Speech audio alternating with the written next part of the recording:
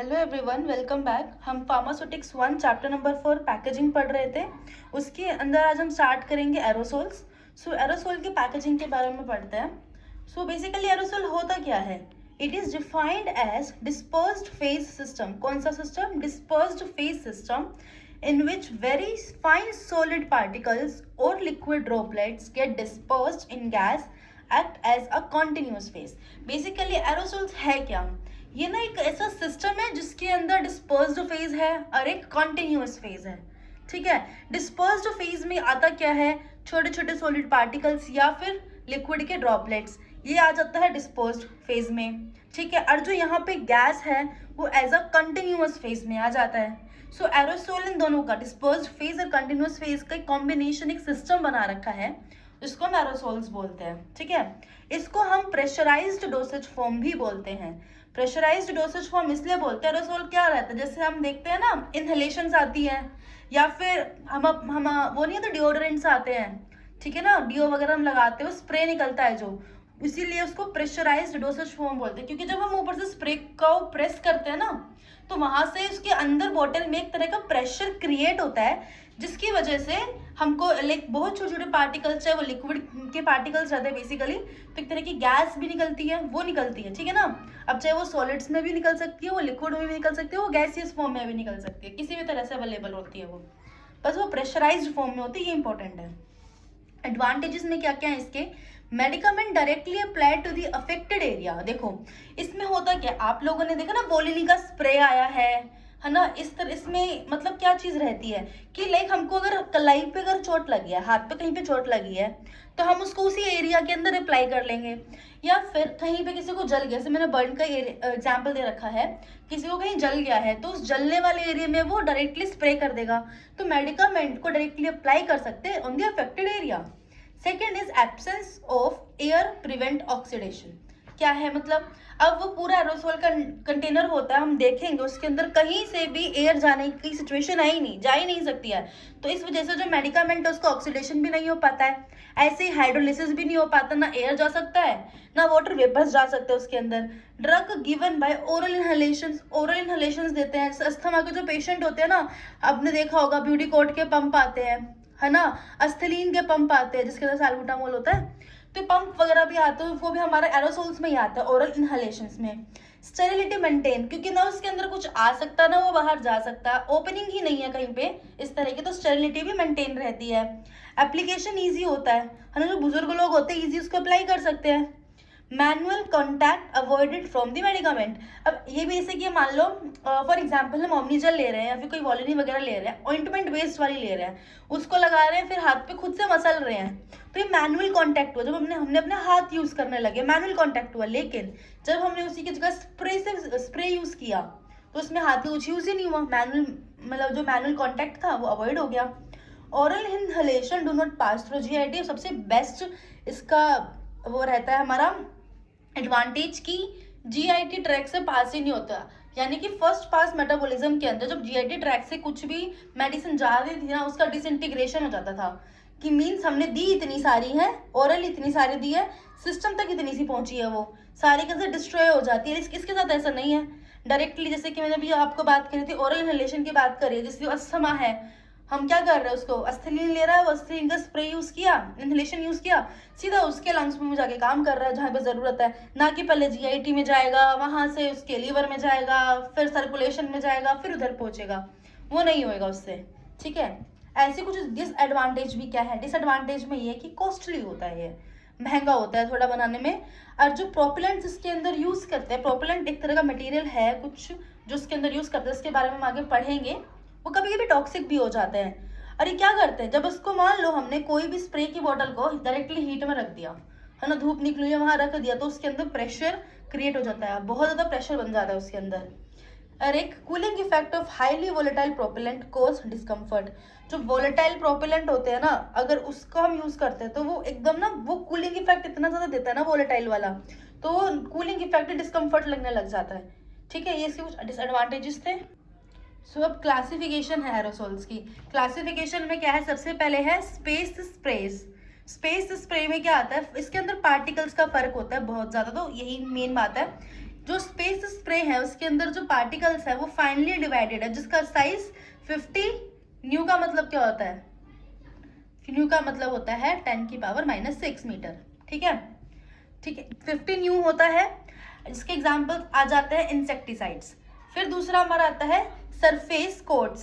Surface coat वाले जो sprays होते हैं, सरफेस कोट स्प्रेज में क्या आता है, डिस्पर्स पार्टिकल का साइज होता है 200 न्यू, मतलब 200 × 10⁻⁻6, मतलब क्या 200 × 10⁻⁻6 मीटर के पार्टिकल्स रहते हैं। They provide wet coat when spray on surface. Surface coats का मतलब इसलिए नाम इसलिए रखा गया कि कौन से वाले स्प्रेज होते हैं कि जहाँ को हम स्प्रे करेंगे ना उस सरफेस को वेट कर देंगे। ठीक है, इसका एग्जांपल है हेयर स्प्रेज होते हैं, डिओड्रेंट्स होते हैं, लगाते हैं ना हम डिओ लगाते तो वहाँ पे गीला गीला सा रह जाता है, वेटिंग सा हो जाता है। ठीक है, नेक्स्ट इज फोम। ये क्या होता है, produce by rapid expansion of propellant through an emulsion. एकदम से रैपिडली एक्सपेंशन होता है प्रोपेलेंट का एज अ इमल्शन के फॉर्म में। और जो प्रोडक्ट हमारे पास आता है ना वो फोम के बेसिस में आता है। हमने जब इमल्शंस पढ़ा था, इमल्शन के एक एग्जांपल हमने फोम भी पढ़ा था। Oil in water emulsion is foam. ठीक है, तो उसके अंदर लाइक फोम होती क्या है, कुछ भी लिक्विड पार्टिकल और गैसियस पार्टिकल होता है, उनके कॉम्बिनेशन को फोम बोलते हैं। और इमल्शन हमारी वही चीजें होती है। तो फोम बनेगा हमारा इसमें। और इसका एग्जांपल है शेविंग क्रीम। शेविंग क्रीम सबने देखी है, उसका भी एक स्प्रे आता है ना, स्प्रे प्रेस करते हैं तो शेविंग क्रीम निकलती है, फोम निकलती है। ठीक है, वो क्रीम भी रहती है और उसमें गैसेस भी रहते हैं, बहुत लाइट होती है वो। फिर next is formulation of pharmaceutical aerosols. Aerosol का जो फॉर्मुलेशन है वो कैसे होता है, तो जो फॉर्मुलेशन के बेसिस सबसे पहले हमें ये पता होना चाहिए कि इसके अंदर होता क्या क्या है। जैसे कि प्रोपेलेंट हो गया, मेडिकामेंट हो गया और एडिटिव्स हो गए। ये 3 चीजें होती है किसके अंदर, हमारे एरोसोल्स के अंदर। इनकी बारी बारी से सबके बारे में जानते हैं। जो प्रोपेलेंट होता है it develop pressure in container. Propellant का काम क्या है, प्रेशर को डेवलप करना कंटेनर में, क्योंकि जब कंटेनर के अंदर प्रेशर क्रिएट होएगा तभी तो मेडिकामेंट बाहर आएगा। तो develop the pressure in the container. Compressed gases such as carbon dioxide या फिर कोई liquefied gas like methane, ethane can be used as propellant. Compressed gases को जैसे कि CO2 हो गया, इथेन, मीथेन, जितनी भी गैसेज होते हैं, नाइट्रोजन भी इवन हमारी कंप्रेस्ड गैस है, तो उनका यूज कर सकते हैं किसके अंदर, प्रोपेलेंट के अंदर। लेकिन आज के टाइम पे इसका जनरली यूज नहीं करते। हमारे पास दूसरी और गैसेज है, जैसे कि देखते हैं, जैसे कि हो गई ट्राइक्लोरोफ्लोरोमीथेन। हम डायरेक्टली मीथेन का यूज ना करके उसको कन्वर्ट कर दिया ट्राइक्लोरोफ्लोरोमीथेन में या फिर डाइफ्लोरोइथेन में। ठीक है, हम इनका यूज करते हैं आज के टाइम में एरोसोल्स में। Medicament to be propelled may be solid और लिक्विड, मे बी सोल्यूबल और इनसोल्यूबल इन प्रोपेलेंट। जो मेडिकामेंट है, अब प्रोपेलेंट तो पढ़ लिया हमने, अब उसके अंदर जो एक हमारी मेडिकामेंट भी होता है, जो मेडिकामेंट है ना उसको प्रोपेल्ड किया जाता है, मतलब प्रेशर देके बाहर निकाला जाता है। अब वो मेडिकामेंट सॉलिड भी हो सकता है, लिक्विड भी हो सकता है, कुछ भी हो सकता है। और वो मेडिकामेंट हो सकता है प्रोपेलेंट के साथ सोल्यूबल हो सकता है सोल्यूबल ना हो, इससे कोई फर्क नहीं पड़ता। और इसके अंदर कुछ एडिटिव्स भी डलते हैं। एडिटिव्स में एंटीऑक्सीडेंट, फ्लेवरिंग एजेंट, ये सब कुछ इंक्लूडेड रहता है। सो अब हम देखते हैं एरोसोल सिस्टम में भी 2 टाइप्स, 2 टाइप्स के एरोसोल के सिस्टम्स होते हैं। 2 फेज सिस्टम आता है पहले तो। It is a case where product is a solid insoluble in propellant. इस केस में क्या है, जो प्रोडक्ट है ना वो सॉलिड होगा। ठीक है, मेडिकामेंट है वो सॉलिड होगी और वो इनसॉल्यूबल होगी किसके साथ, प्रोपेलेंट के साथ में। अब जिसके अंदर, ठीक है, जिसके अंदर वो मेडिकामेंट डिसोल्व है, वो चाहे सॉलिड हो चाहे लिक्विड हो, कुछ भी हो सकता है जिसके, लेकिन जो मेडिकामेंट है वो तो सॉलिड ही है। अब जो सॉलिड मेडिकामेंट है ना वो सस्पेंडेड किस में रहेगी, प्रोपेलेंट के अंदर। क्योंकि सस्पेंडेड क्यों है, क्योंकि सोल्यूबल तो नहीं है ना, इस वजह से वो सस्पेंडेड रहेगी।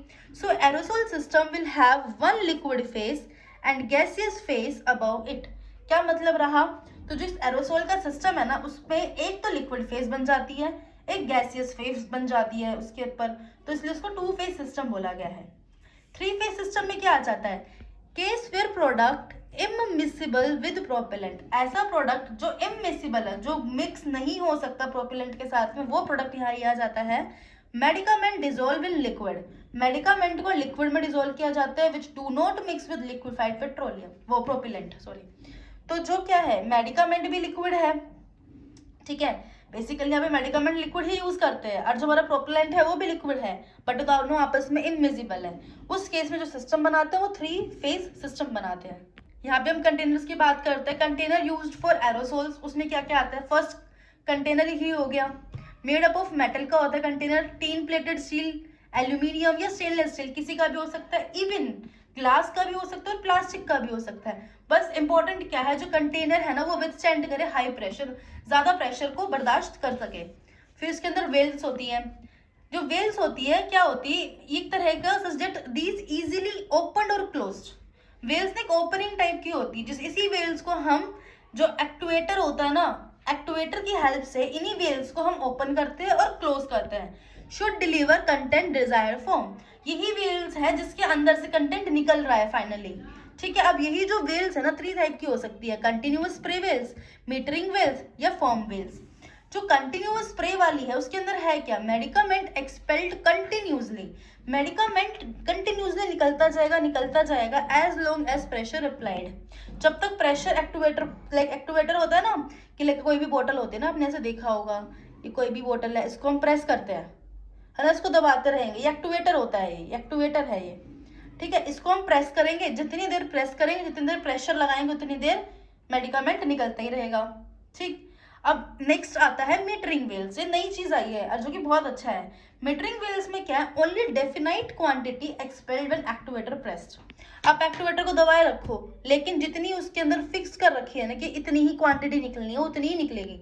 ठीक है ना, बंद हो जाएगी निकलनी, एक बारी में इतनी निकलेगी, ये फिक्स रहती है, बहुत अच्छी है। जैसे मैंने आपको अभी ओरल रिलेशंस में ब्यूटिकोट बताया था और ये एस्थलीन बताया था, ये मीटर डोज में रहते हैं।